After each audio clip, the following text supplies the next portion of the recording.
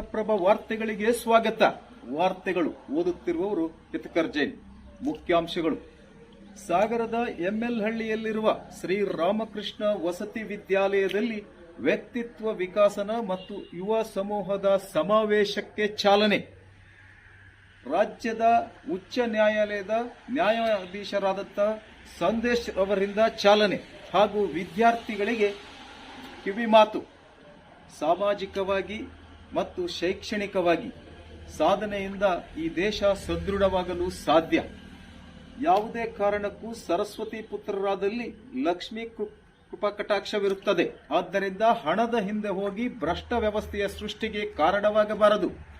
ದುಡಿಮೆಯ ಸಣ್ಣ ಪಾಲನ್ನು ಮೌಲ್ಯಯುತ ಜೀವನದಿಂದ ದುಡಿಮೆಯ ಸಣ್ಣ ಪಾಲನ್ನು ಸಮಾಜದ ಆಸಕ್ತರ ಕಲ್ಯಾಣಕ್ಕಾಗಿ ವಿನಿಯೋಗಿಸುವಂತಹ ಮಾನವೀಯ ಗುಣ ಅಳವಡಿಸಿಕೊಂಡಲ್ಲಿ ವಿದ್ಯಾರ್ಥಿಗಳು ಹಾಗೂ ಈ ಸಮಾಜದ ಸ್ವಾಸ್ಥ್ಯ ಸುಧಾರಣೆಯಾಗುತ್ತದೆ ಎಂದು ಕಿವಿಮಾತು ಹೇಳಿದರು. ವಾರ್ತೆಗಳು ಮುಂದುವರಿಯುತ್ತೆ, ನೀವು ನೋಡ್ತಾ ಇರಿ.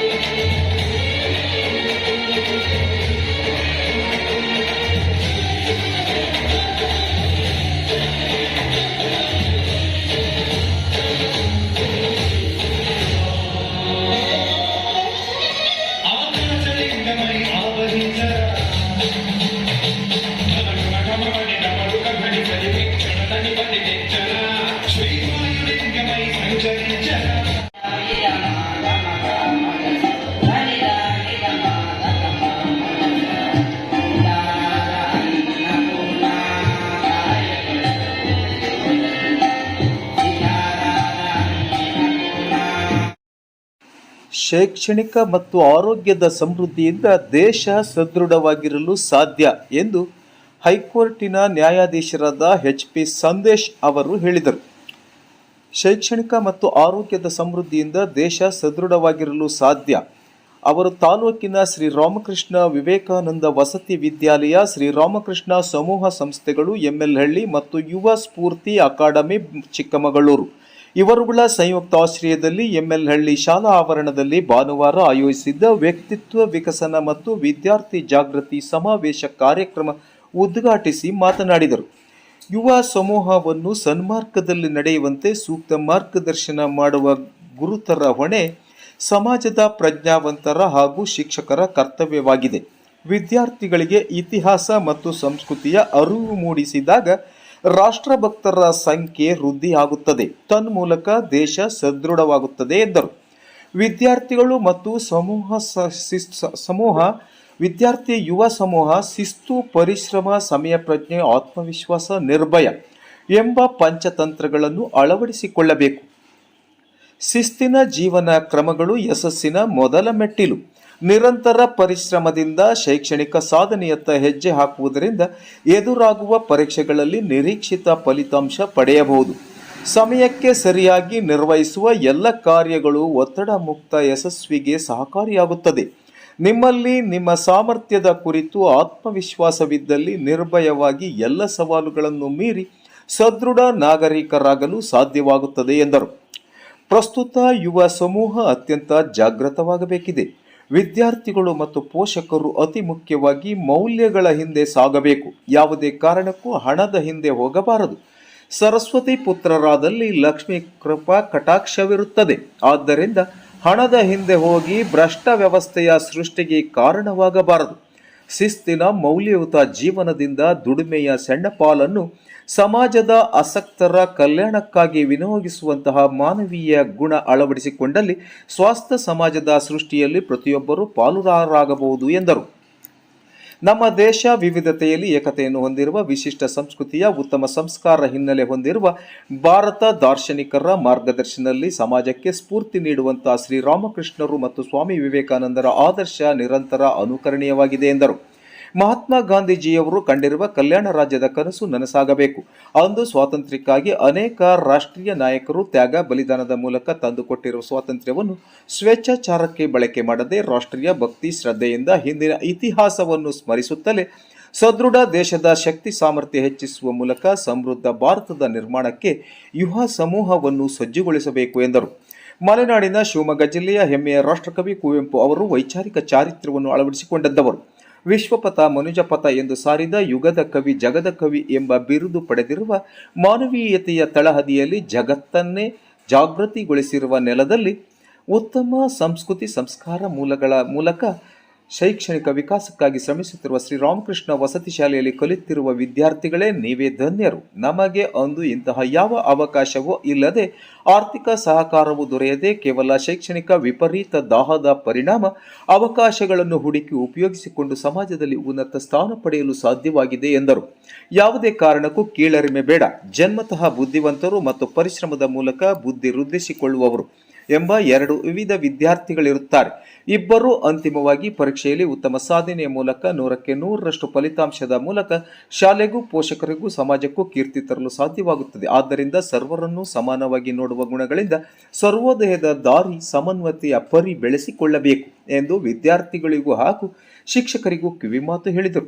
ಕಾರ್ಯಕ್ರಮದಲ್ಲಿ ದೊಡ್ಡಮ್ಮದೇವಿ ಉಪಾಸಕರಾದ ಶ್ರೀ ಸಿದ್ದಪ್ಪಾಜಿಯವರು ದಿವ್ಯ ಸಾನ್ನಿಧ್ಯ ವಹಿಸಿದರು. ಕ್ಷೇತ್ರ ಶಾಸಕ ಗೋಪಾಲಕೃಷ್ಣ ಬೇಳೂರ್ ಅವರು ಹಾಗೂ ಯುವ ಸ್ಫೂರ್ತಿ ಅಕಾಡೆಮಿ ಚಿಕ್ಕಮಗಳೂರು ಅಧ್ಯಕ್ಷರಾದ ಸಿಬಿ ಸುಂದರೇಶ್, ಸಾಗರ ಉಪ ಸಂರಕ್ಷಣಾಧಿಕಾರಿ ಜಿಡಿ ಮೋಹನ್, ಸಾಗರ ಎಸಿಎಫ್ ರವಿ, ಶಿಕ್ಷಣ ಇಲಾಖೆಯ ರಮೇಶ್ ಅನ್ನಪೂರ್ಣ, ಸಾಹಿತ್ಯ ಹಾಗೂ ಪತ್ರಿಕೆಯ ಸಂಪಾದಕ ರುಶಾಂಕ್ ಭಟ್, ರಾಮಕೃಷ್ಣ ಶಾಲೆಯ ಮುಖ್ಯ ಶಿಕ್ಷಕಿ ಸವಿತಾ ದೇವರಾಜ್, ಹಿರಿಯ ನ್ಯಾಯವಾದಿ ಎಚ್.ಎಸ್. ರಾಮಸ್ವಾಮಿ, ತಹಸೀಲ್ದಾರ್ ಚಂದ್ರಶೇಖರ್ ಉಪಸ್ಥಿತರಿದ್ದರು. ಶ್ರೀ ರಾಮಕೃಷ್ಣ ಸಮೂಹ ಸಂಸ್ಥೆಗಳ ಸಂಸ್ಥಾಪಕರು ಮುಖ್ಯಸ್ಥರಾದ ಡಿಎಂ ದೇವರಾಜ್ ಅಧ್ಯಕ್ಷತೆ ವಹಿಸಿದ್ದರು. ವೇದಿಕೆಯಲ್ಲಿ ಉಚ್ಚ ನ್ಯಾಯಾಲಯದ ನ್ಯಾಯಾಧೀಶರಾದ ಶ್ರೀ ಎಚ್.ಪಿ. ಸಂದೇಶ್ ಹಾಗೂ ಸಾಹಿತಿ ಹಾಗೂ ಪತ್ರಿಕೆ ಸಂಪಾದಕ ರುಶಾಂಕ್ ಭಟ್ ಇವರುಗಳನ್ನು ಸನ್ಮಾನಿಸಿ ಗೌರವಿಸಲಾಯಿತು. ಈ ಸಂಸ್ಥೆಯನ್ನ ಬೆಳೆಸಲಿಕ್ಕೆ 19ರಿಂದ ಸಾವಿರಾರು ಮಕ್ಕಳುಗಳನ್ನು ಇಲ್ಲಿ ಸೇರಿಸಿ ವಿದ್ಯಾಭ್ಯಾಸವನ್ನು ಕೊಡುವುದರ ಮೂಲಕ ಬರೀ ಸಂಸ್ಥೆಯಲ್ಲಿ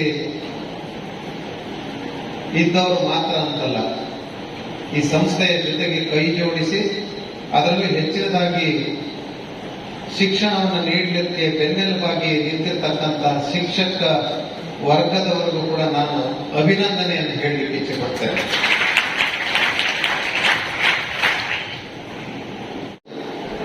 ಮತ್ತೆ ಅದರಲ್ಲೂ ಹೆಚ್ಚಿನದಾಗಿ ಗ್ರಾಮಾಂತರ ಪ್ರದೇಶದ ಮಕ್ಕಳುಗಳಿಗೆ ಸರಿಯಾದ ಶಿಕ್ಷಣ ಸಿಗದೇ ಇರತಕ್ಕಂಥ ಒಂದು ಗಮನವನ್ನು ಕೂಡ ಇಟ್ಕೊಂಡು ಇಂಥ ಒಂದು ಸಂಸ್ಥೆಗಳು ಆ ಕೆಲಸವನ್ನು ಮಾಡ್ತಾ ಇರೋದು ಬಹಳ ಒಂದು ಅಭಿನಂದನಾರ್ಹ. ಅದಕ್ಕೆ ಮೋಸ್ಟ್ಲಿ ನನಗನ್ಸುತ್ತೆ ಇವತ್ತು 19ರಿಂದ ಸಾವಿರಾರು ಮಕ್ಕಳುಗಳು ವ್ಯಾಸಂಗ ಮಾಡ್ತಿದ್ದಾರೆ ಅಂತಂದ್ರೆ ನಿಮ್ಮ ಸಂಸ್ಥೆಗೆ ನೀವು ಇಟ್ಟಿರ್ತಕ್ಕಂಥ ಹೆಸರು ಬಹುಮುಖ್ಯವಾಗಿ ಇಬ್ಬರು ದಾರ್ಶನಿಕರ ಹೆಸರನ್ನು ಇಟ್ಟಿದ್ದೀರಿ ನೀವು. ಅದು ಶ್ರೀ ರಾಮಕೃಷ್ಣ ಪರಮಹಂಸರವರು ಮತ್ತೆ ಸ್ವಾಮಿ ವಿವೇಕಾನಂದರವರು. ನಾನು ಯಾಕೆ ಇವರಿಬ್ಬರನ್ನ ದಾರ್ಶನಿಕರು ಅಂತೇಳಿ ಕರೀತೇನೆ ಅಂತ ಹೇಳಿದ್ರೆ, ಇವರು ಯಾವಾಗಲೂ ತಮ್ಮ ಚಿಂತನೆಯನ್ನು ಮಾಡುವಂತ ಸಂದರ್ಭದಲ್ಲಿ ಯಾವುದೇ ಒಂದು ಸಮೂಹವನ್ನ ತಲೆಯಲ್ಲಿ ಇಟ್ಕೊಂಡು ಕೆಲಸ ಮಾಡುವುದಲ್ಲ, ಮನುಕುಲದ ಉದ್ಧಾರಕ್ಕಾಗಿ ಕೆಲಸ ಮಾಡುವಂಥವ್ರು ಇವರಿಬ್ಬರು. ಹಾಗಾಗಿ ನನಗನ್ಸುತ್ತೆ ನೀವು ಯಾವಾಗ ಒಳ್ಳೆಯ ಮನಸ್ಸಿನಿಂದ ಅವರ ಇಬ್ಬರ ಹೆಸರಿನಲ್ಲಿ ಸಂಸ್ಥೆಯನ್ನು ಪ್ರಾರಂಭ ಮಾಡಿದ್ದೇವೆ, ಆ ಇಬ್ಬರ ದಾರ್ಶನಿಕರ ಆಶೀರ್ವಾದ ನಿಮಗೆ ಇದೆ. ಹಾಗಾಗಿ ಈ ವಿದ್ಯಾಸಂಸ್ಥೆ ಬಹಳ ಚೆನ್ನಾಗಿ ಬೆಳೆದಿದೆ ಅಂತ ನಾನು ಹೇಳಲಿಕ್ಕೆ ಇಚ್ಛೆಪಡ್ತೇನೆ. ಶ್ರೀ ರಾಮಕೃಷ್ಣ ಪರಮಹಂಸರವರು ಯತಿಶ್ರೇಷ್ಠರಾಗಿದ್ದರೂ ಕೂಡ ಅವರು ಯಾವಾಗಲೂ ಮನುಕುಲದ ಉದ್ಧಾರಕ್ಕಾಗಿ ಚಿಂತನೆಯನ್ನು ಮಾಡಿದಂಥವರು. ಅಂದರೆ ಮನುಷ್ಯತ್ವಕ್ಕೆ, ಮಾನವೀಯತೆಗಳಿಗೆ ನೋಡಿ ಅವರ ತತ್ವ ಆದರ್ಶ ಏನಂತಂದ್ರೆ ಪ್ರತಿಯೊಂದು ಯಾವುದೇ ಜಾತಿ ಧರ್ಮ ಯಾವುದನ್ನು ಭೇದ ಭಾವ ಮಾಡಲಾರದೆ ಸಮನ್ವಯತೆ ಅವರ ತತ್ವಾದರ್ಶ.